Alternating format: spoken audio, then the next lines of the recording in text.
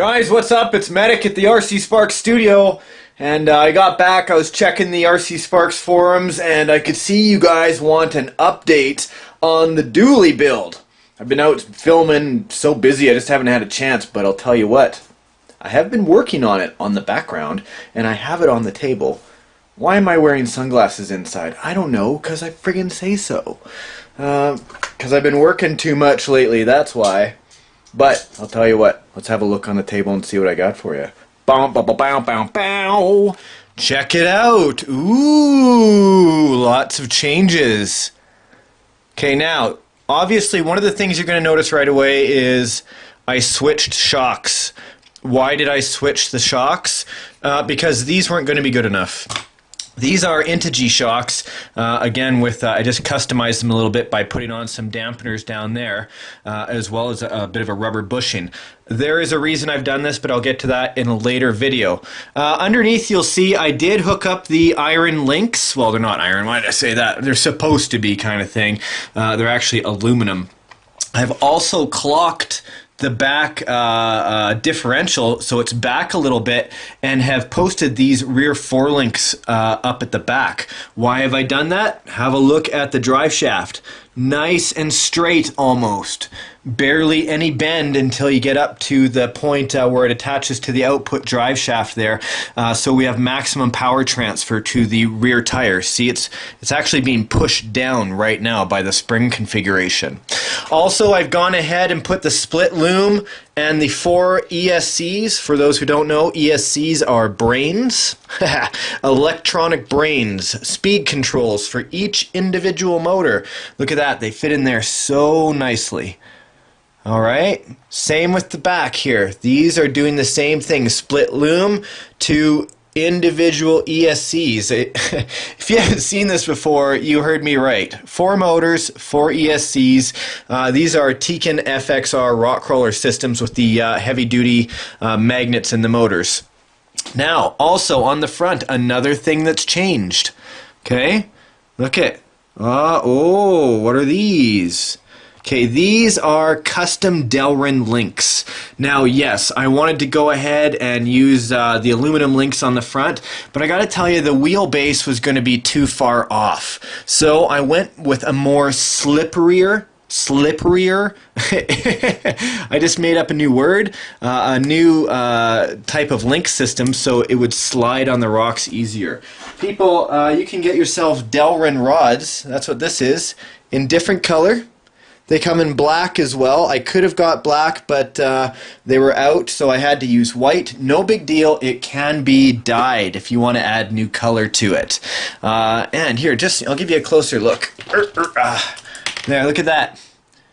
Real simple. In fact, if you're a rock crawler, you're already familiar with Delrin. This will help you slide over the rocks instead of getting caught like aluminum does. Okay, here you have 2 chassis on the bottom. And I've even gone ahead and put on my skid plates on the side. These were stock with an Axial SCX10. We'll switch this around. Okay, oh, Traxxas Servo. I haven't connected all the links yet. It's just too big of a project to rush. I want to make sure it's done right. And also, I've situated the servo down on top of the 4-link plate. I was going to use the level 3 RC servo plate that you see up there, but for my use in this one, it just wasn't going to be the right application. So I'm still working on this. These are for the lights. I've just basically plastidiped and then wrapped it with electrical tape to make sure the lights are going to be okay. Also, you guys asked me how to waterproof a winch. Look, that's an 8th scale winch on the front, functioning winch, and a plastidipped control board. Look at that. Totally submersible in the water.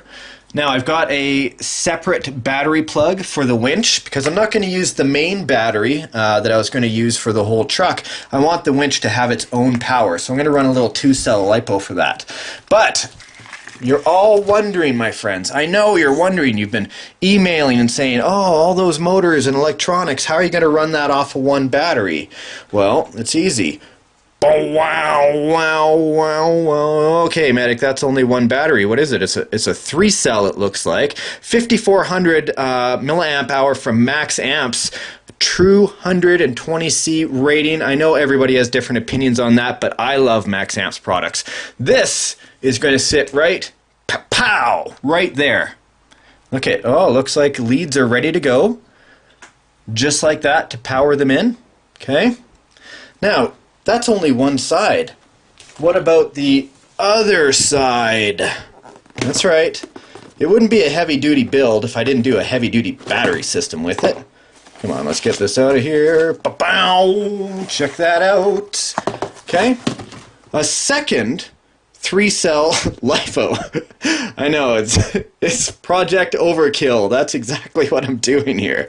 Okay, so this one will actually be situated on this side. So, 2 batteries, 4 motors. Look at that. All of the ESCs are connected together through Y cables.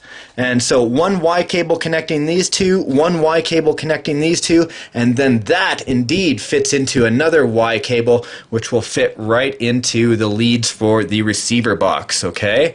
So everything's getting done. It's all going to be linked into here. Plus, I also want to wire in a BEC. Now, a BEC is a battery eliminator circuit, which is kind of a conundrum for me.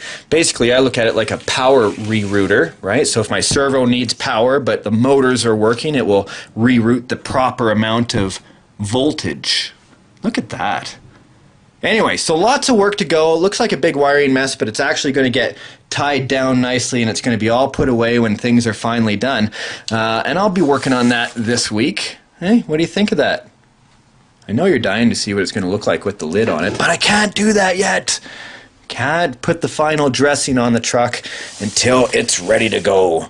Heck, who knows? I might even actually do a double or a really expensive servo up front so we have ultra high torque and put on a couple tires on the front, especially if we're doing anything with pulling. But for the realistic look, I can't do that quite yet. So, anyway, you guys make sure that you are subscribed to my channel, which you can do simply by clicking on the subscribe button above, and you'll be able to see more updates on this project. Look at that, everything's perfect. We're going to wire all that down. It's going to be neat and tidy, and we're going to have a beast of a machine. Hopefully I'll see you on the forums at rcsparks.com, and until next time, see you on the trails.